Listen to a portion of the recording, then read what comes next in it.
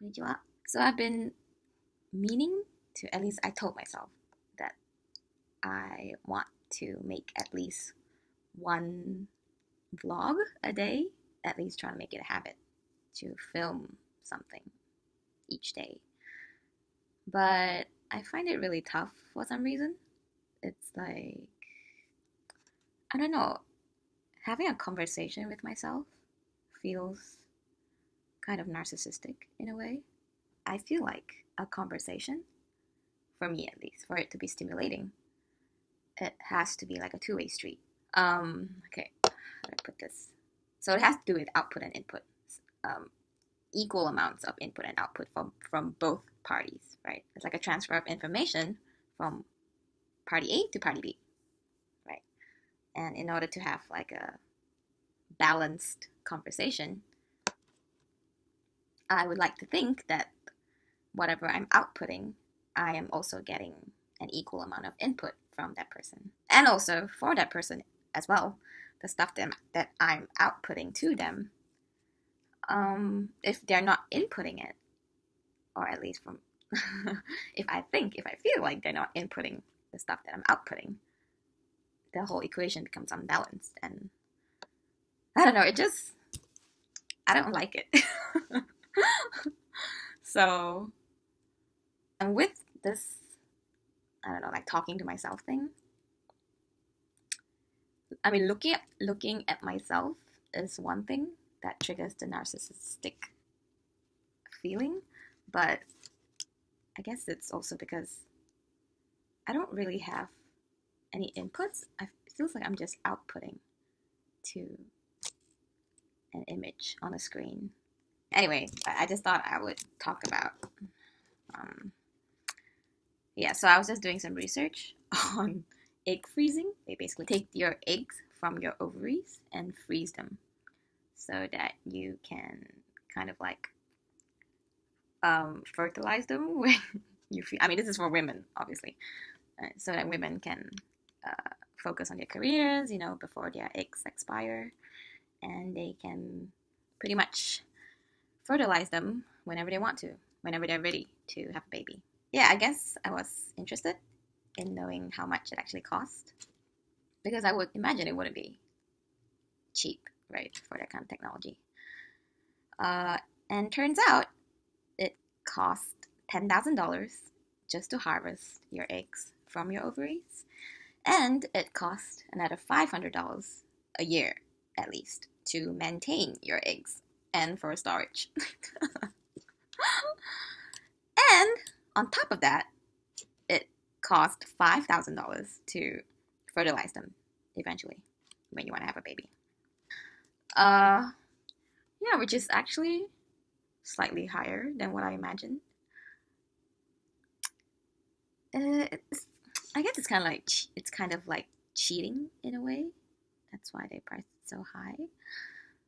I mean, I think the technology is cool, right? It's kind of like how if you used to play Ragnarok, the online game, they used to have these like pouring eggs that you can sort of keep in your inventory, and like you incubate. You have to pay extra for like an incubator, which is like super rare to fertilize that egg, until you get like a pouring baby or like a pouring pet.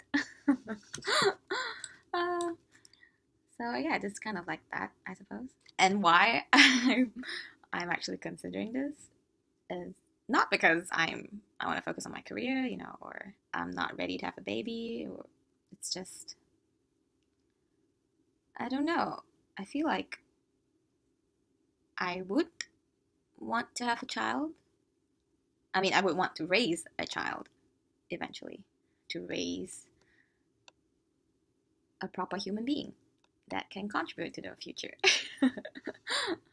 um, yeah, I mean, it would be nice to have that human being look a little bit like me in some ways and to have my DNA. But I guess that's not the most important part for me. And I have this feeling that I might be single for quite a while for some reason. So guess it'll be easier. I mean, I don't want to rush myself to find a partner. That's for one. Yeah, which is why I considered this option in the first place. And also adoption. I guess I'm pretty open to that as well. I feel like adoption has this negative connotation to it. It's less preferred choice, I would say. Yeah, the common justification for that is because most people would say, well, if you want to really love a child, you have to have it yourself. You have to go through the 9 months of labor. You have to push it out of your vagina and feel all the excruciating pain for you to feel genuine love for your baby. But I don't know. I would think that the pain of actually raising a rebellious teenager would kind of outweigh the pain that you feel for that couple of hours of labor. I don't know. Maybe it's the work that you have to put in to when that baby is like kicking and screaming inside of you. And the amount of work that you have to put in that 9 months to, I don't know, take care of another human being, I suppose, inside of you. But you could also say that, just filling out paperwork for like adoption papers would kind of be equivalent, if not more troublesome than carrying a human inside of you. I mean, it's all subjective, right? I mean, the point is, you're not.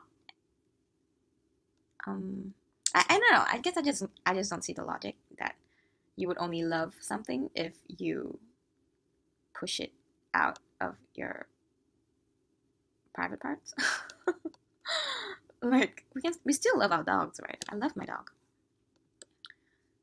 Not because I pushed him out of my body, but because, I mean, he did cause me a lot of pain, trust me, when he was a puppy. And that's my point, I guess. The pain that I had to go through raising him to become a good dog caused me to love him, right? It's not the pain of labor that makes a parent feel love for their child. I don't know.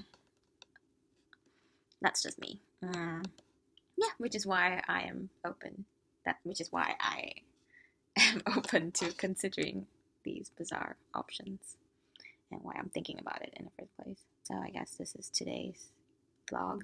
I guess I should just stick to my plan of making videos because, I don't know, no one's watching them anyway.